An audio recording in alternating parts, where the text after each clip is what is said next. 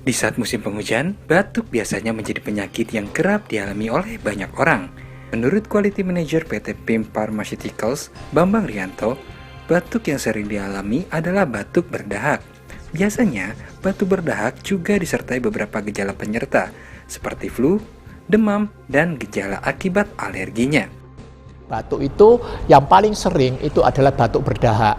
Ya. Dan biasanya orang yang mengalami batuk-batuk, ya khususnya batuk berdahak ini, maka harus mengkonsumsi obat-obatan yang juga bisa untuk meringankan gejala-gejala yang lainnya tadi, ya. Jadi bisa meringankan gejala flu-nya, bisa meringankan gejala demamnya, dan juga bisa meringankan gejala-gejala akibat alerginya.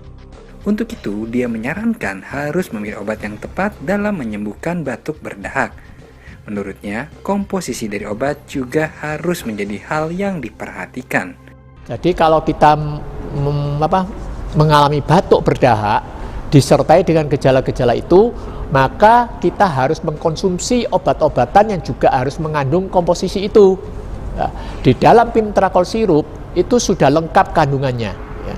Jadi di Pimtrakol sirup itu sudah mengandung bahan-bahan aktif yang bisa untuk menurunkan panas atau demam, sakit kepala seperti paracetamol, dan juga ada kandungan untuk membuat hidung ini tidak tersumbat. Ya. Demikian juga bisa untuk batuk berdahaknya karena mengandung guaifenesin, di mana dahaknya itu mudah keluar, dan juga mengandung klorpenamin maleat untuk alerginya.